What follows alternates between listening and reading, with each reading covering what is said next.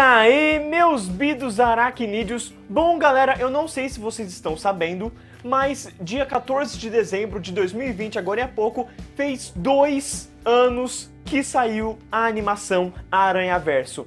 E acontece que quando eu comprei o Blu-ray, que eu fiquei muito feliz de ter o Blu-ray da animação, eu descobri que tinha uma versão alternativa, por assim dizer, de cenas adicionais ou alternativas mesmo, né, que não foram para a versão final do filme.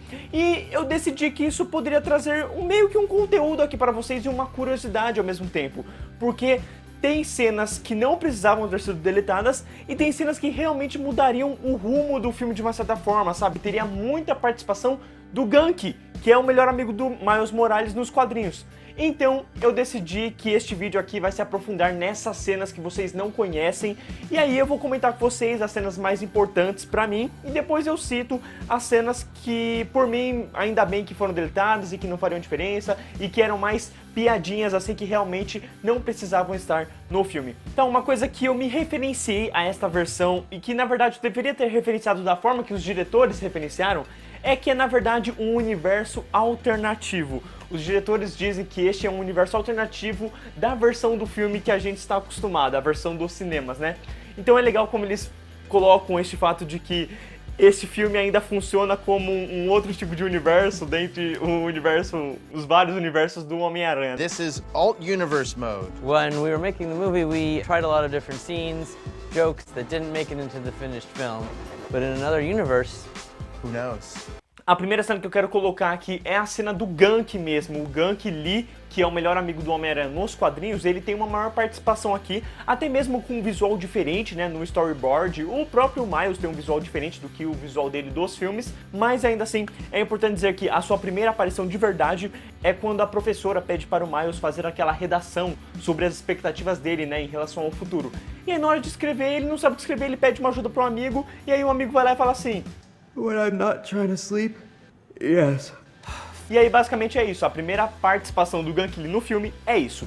Depois disso, a gente tem aquela cena do filme onde o Miles vai grafitar, né, junto com o tio dele. E aí a aranha da Alchemax aparece ali, né, pra picar ele.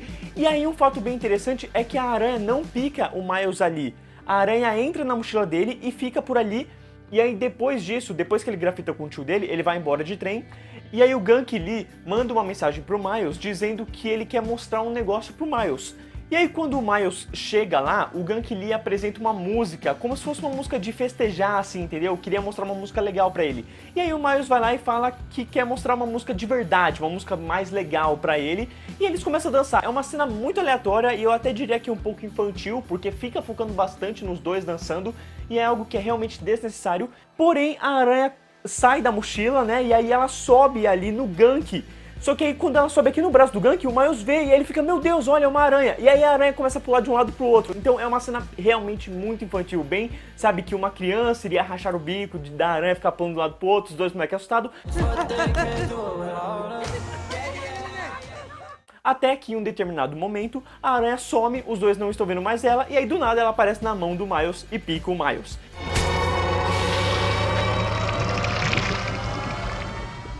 E aí, esta é a versão alternativa da picada da aranha, o que, graças a Deus, eles deixaram aquela versão dos cinemas. Depois disso, o Miles, ele sonha, né, com isso, basicamente. Ele tem um sonho que lembra bastante o que acontece com o Homem-Aranha do Tobey Maguire, que fica aparecendo aquelas coisas de que o corpo dele está mudando ao mesmo tempo que ele sonha com algo diferente. E aí isso acontece com o Miles, até que ele acorda e volta para as cenas do filme, né, onde ele começa a descobrir os seus poderes, ele começa a descobrir que tem algo diferente, que é, na verdade, a puberdade. Depois disso, a gente tem toda aquela cena dele encontrando a Gwen, ele grudando a mão dele no cabelo dela, né, e aí tem que arrancar o cabelo dela. Depois que arranca o cabelo, vocês lembram que ele acaba se encontrando com um segurança ali da escola, que ele tá atrás do Miles, e aí o Miles foge, e na versão do cinema, o Miles acaba entrando no quarto deste segurança, onde tem aquela cena engraçada, né, tocando a música do Jingle Bells do Homem-Aranha. Bom, nesta versão deste mundo alternativo, é bem diferente. O Miles acaba entrando no quarto dele mesmo, dele com o Ganke,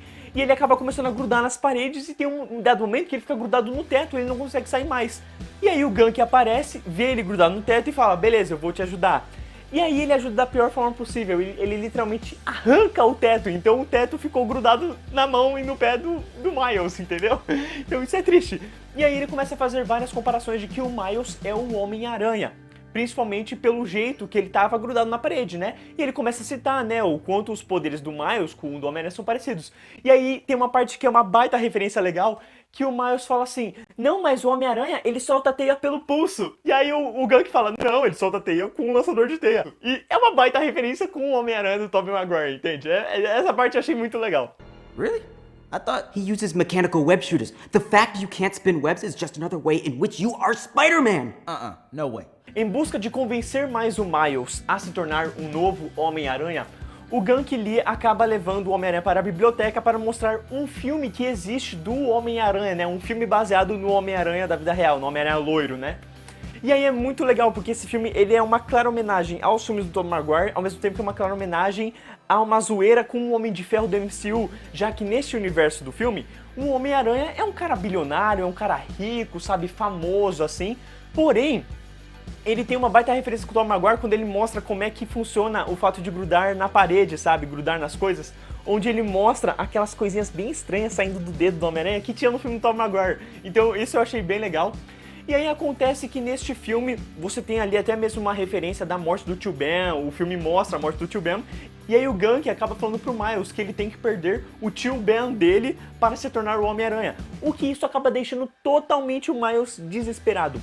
Sem contar que nessa mesma cena, antes do Gank apresentar o filme pro Miles, tem uma baita discussão sobre piratear coisas. Então, isso eu achei muito engraçado. Seria muito a Sony jogando na sua cara que você não pode baixar filmes pela internet, sabe? Porque o Miles vai e fala assim, não seria melhor a gente pegar isso no YouTube? Aí o Gank fala assim, And then no one could ever make money making movies, so movies would never exist. So then it would be harder. Burn. É super uma criticazinha com pessoas que gostam de piratear filmes. De qualquer forma, depois do Miles ficar todo assustado com o Gank dizendo que ele tem que perder o Tio Ben dele, o Miles vai atrás da aranha que o picou, da qual a aranha não está lá naquele lugar de grafite, né? Ela está na escola porque foi lá onde o Miles foi picado. E aí ele descobre que a aranha é da Alchemax, o que é muito estranho, porque no storyboard do desenho ali tá escrito Alchemax, mas o dublador do Miles fala Roxxon. That's not just any spider. Então eu acredito que a versão original do filme seria o Roxxon e não Alchemax. O que eu prefiro muito mais seja Alchemax, porque liga mais ao Aranhaverso, né? Já que liga automaticamente ao Homem-Aranha 2099 para quem conhece os quadrinhos. A Alchemax, então, seria uma empresa que faz experiências com aranhas, o que eu acho uma parte bem legal, porque explicaria a criação da aranha, né? Já que a gente não tem uma explicação bem clara durante o filme sobre como essa aranha tinha poderes, de onde ela veio, por que ela picou o Miles. Mas, ainda assim, não é que o filme não tem uma explicação assim, ela tem uma explicação visual. Em um dado momento, quando o Miles investiga a aranha que picou ele, o sentido de aranha dele alerta ali, radiação, aranha, Alchemax, em imagens. Então, o filme da versão dos cinemas joga bem na sua cara, só que não fala explicitamente. Esta versão falaria explicitamente. Depois disso, o Miles fica muito assustado, porque ele realmente não quer se tornar Homem-Aranha, e o Gank vai atrás dele e diz até mesmo a famosa frase: Miles, with great power comes great responsibility. O Miles então diz que ele não quer isso, ele não quer essa vida de herói. Ele quer jogar videogame, ele quer ser uma pessoa normal e ter ao seu lado pessoas normais. Neste momento, ele subentende para o Gank que o Gank não é uma pessoa normal, o que deixa o Gank um pouquinho magoado. E aí o Miles diz que ele entendeu errado, eles meio que se perdoam ali, é um momento até um pouquinho meio tenso assim, né? E aí os dois acabam meio que fazendo as pazes, e o Gank diz para o Miles que tudo que ele precisa realmente é relaxar. Nessa, ele imita o filme, brincando com o Miles ri, o que faz o Miles relaxar, e nessa ele finalmente desgruda aquelas peças do teto que estavam na mão dele. Sim, ele passou toda a parte dessas cenas que eu discuti aqui com aquela parada grudada na mão. Então, neste momento, ele percebe que realmente as coisas podem melhorar, por assim dizer. Só que aí, o filme segue, né, todo aquele momento dele encontrar o Peter Parker desta Terra, o Peter Parker morrer, e aí ele sente que ele tem que ser o novo Homem-Aranha realmente agora, né, que agora não tem jeito. E nessa, tem uma cena que eu acho que realmente não deveria ter sido deletada, que é uma cena muito pesada e que pra quem viu a série do Demolidor ou leu bastante os quadrinhos envolvendo o Rei do Crime, nossa, aquilo é total quadrinhos. Da qual, sabe quando a Mary Jane faz todo aquele discurso bonito sobre a morte do Peter Parker? Então, após isso, o Wilson Fisk iria aparecer e falar que ele doou o dinheiro dele para a polícia conseguir investigar quem foi o assassino do Homem-Aranha. O que no caso a gente sabe muito bem quem foi, e o Miles também. E aí nesse momento o Miles fica totalmente assustado, porque ele percebe que o rei do crime não é um vilão para a população, é uma pessoa caridosa, assim, super gente boa que todo mundo gosta. Então essa é uma parte muito legal, porque isso dá um motivo maior pro Miles se tornar o Homem-Aranha. Now is the time to come forward so that together we can find whoever did this. Miles então se junta com o Ganke para ficar assistindo o filme do Homem-Aranha e tentando fazer igual, entendeu? E tentando aprender com aquele Homem-Aranha, onde no filme fica apresentando que o Homem-Aranha, depois de 3 vezes, conseguiu fazer as coisas darem certo, e o Miles percebe que não é bem assim na vida real, né? E é muito interessante, porque você fica vendo várias vezes o Miles tentando alguma coisa igual o filme, mas não conseguindo. Principalmente porque ele não tem os lançadores de teia. O que é muito legal, porque o Miles tenta dar um jeito nisso, né? Ele, por exemplo, uma das opções dele é uma vara de pescar. E aí eu achei genial, porque é realmente como alguém da vida real tentaria, sabe? Por mais bacana que seja a cena, eu também acho que ela é ruim pelo fato do tanto que ela mostra o Miles tentando ser igual ao Peter Parker. Lógico que no final do filme vai ter toda uma lição de que cada um tem que ser o seu próprio Homem-Aranha. Mas fica tanto que eu acabei achando chato.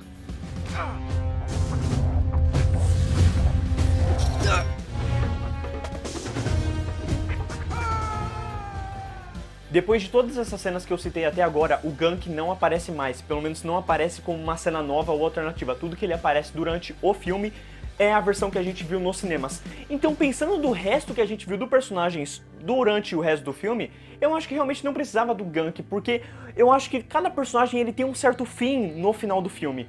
E o Ganke, ele não tem uma grande cena assim no final, entendeu? Que faria sentido com tudo que a gente viu do personagem durante meia hora de filme. Então foi melhor eles terem cortado a parte do Ganke e deixar para uma continuação, já que os produtores já confirmaram que a amizade do Ganke com o Miles será mais explorada no Homem-Aranha no Aranhaverso 2. Depois disso, a gente tem uma cena que foi vista até mesmo nos trailers, que é do Peter explicando para o Miles um multiverso, um universo alternativo, e fazendo a brincadeira de que ele tem que voltar para o universo dele. É uma cena que tava no trailer e você pode até ver que ela tá bem feita assim, né, nessa versão deletada, e depois ela fica ruim porque é realmente uma cena que faltou ser complementada e que eu acharia muito legal, porque além do Peter explicar, ele ainda faz uma baita brincadeira com o Homem-Aranha de volta ao lar. Ele zoa aqui, é basicamente um Spider-Man homegoing, só que ele não fala coming, mas sabe, tem uma brincadeira muito legal disso. And I have to get the collider to send me from your French fry to my French fry. I call it Spider-Man Homegoing. E aí o Miles fala daquele jeito, né? Vamos ir de teia. E aí o Peter ri. E aí, em vez de mostrar eles pegando o ônibus, como é a versão dos cinemas, eles vão de avião. E aí é muito legal, porque o Miles fica querendo que ele ensine, né? Que ele dê algumas dicas para o Miles de como ser um Homem-Aranha. E aí eles ficam no banheiro e o Peter fica dando várias dicas para o Miles. E aquelas dicas daquele jeito, né? Always keep the suit clean. Disinfect the mask, that's more for you. The smell's terrible, it's disgusting, and you don't want your skin to break out. Finger strength is important, so take up the piano. Okay, that's about it. That's it? That's the secret? What secret? You don't have a mantra or anything? Something really unexpected that would unlock everything for me? No, not really. So what then? On the third try, you're just magically good at it? Third? No, no, nothing like that. Like the fifth or sixth. Depois de toda aquela luta que tem a apresentação da Spider-Gwen e envolve a Dr. Octopus, a gente teria uma cena bem curta e até mesmo bem pesada, onde o Jefferson, o pai do Miles, iria visitar o tio Aaron. E aí ele estaria procurando o Miles, né? Porque o Miles sumiu faz um tempo. Seria uma cena bem dramática, até um pouco tensa e pesada exatamente pelo fato de que o tio Aaron e o Jefferson não se veem há mais de 2 anos, sabe? Eles são irmãos e não se veem há 2 anos. Então é algo muito pesado e que eu acho que deixaria até mesmo mais emocionante e mais dramático a morte do tio Aaron no final, né? Com o Jeff vendo ele ali, tipo, mano, você perdeu seu irmão e você não falava com ele há 2 anos. Entende? Eu acho que a cena poderia estar, até porque ela é bem curta, assim, e ela traz algo a mais para a história e traria algo a mais para a morte do tio Aaron. He needs good role models. What, I'm not a good role model? What are you doing for work these days? He's a good kid, Jeff. He's not like we were. Yeah, I know. I want him to stay that way. You think I don't? Sabe aquele momento no filme do Homem-Aranha onde o Peter, o Miles e a Gwen se encontram com os outros aracnídeos e aí o Miles diz que ele tem que derrotar os vilões e aí todos os aracnídeos começam a fazer o Miles ter que se provar ali e o Miles não consegue, sabe? É muita pressão pra cima dele e aí ele vai embora. Então, após isso, haveria uma cena onde o Peter B. Parker iria lá conversar com o Miles. E é uma cena que, pelo amor de Deus, ela devia estar no filme. Você pode até ver que ela está quase completada. E é uma cena maravilhosa porque ela desenvolve muito mais a relação dos dois personagens. A cena em si aprofunda mais a relação que o Peter tem com a Mary Jane do universo dele, o que traria muito mais profundidade para aquela cena final, onde o Miles fala que o Peter vai conseguir, né, que ele vai dar um jeito, que ele só precisa ter um salto de fé. E aí, ao mesmo tempo, nessa cena, o Miles também fala um pouco mais dos seus problemas, e os dois heróis se entendem, sabe? Não fica aquele negócio tão chato quanto ficou na versão do filme, né, onde parece que o Miles teve que sair correndo só atrás do grupo de volta só porque era a única alternativa. Não, se você tem essa cena, faz mais sentido, porque ele não tá tão de mal com o que aconteceu, com a pressão que jogaram pra cima dele, sabe? Essa é o tipo de cena que ela foi deletada, mas eu finjo que ela aconteceu na versão dos cinemas, entendeu? I'm supposed to save the world, Peter. You can't think about saving the whole world. You have to think about saving one person, Miles. You just think about someone you love. Look, Miles, this hero thing, it gets really, really complicated, man. You lose things. Honestly, Miles, don't do it like I did. You gotta do it like you. When do I know I'm Spider-Man? You won't. It's a leap of faith. Yes! That was emotional!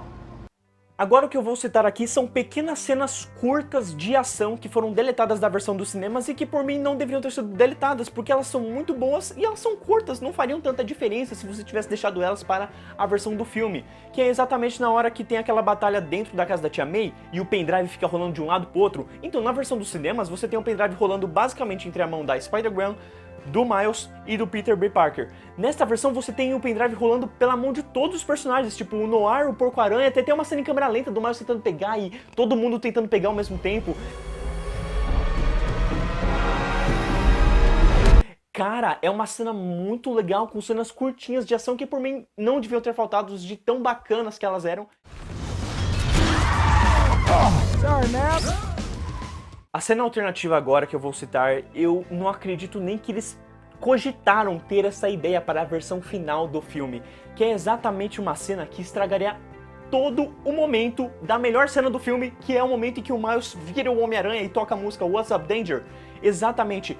Cara, no meio ali daquela cena que a gente vê do filme, que a gente fica arrepiado, fica emocionado, fica aquele negócio de louco, o Miles atravessaria um caminhão e quebraria todo o ritmo da música, e aí ele cairia no chão, e aí ele se levantaria, quebraria a música, quebraria o clima, seria algo como se fosse até mesmo uma comédia, e aí o Miles iria levantar depois de um tempo e iria embora. Tipo, é isso a cena, entende?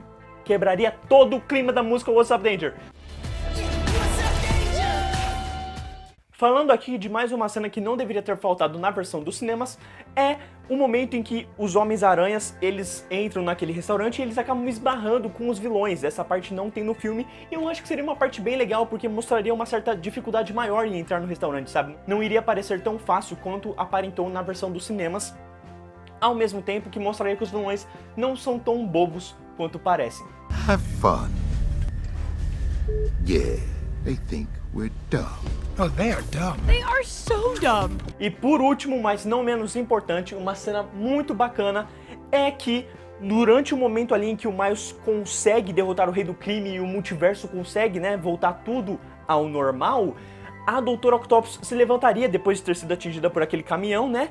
E aí ela veria todo o multiverso assim, e aí ela iria falar: The power of the multiverse in the palm of my hand.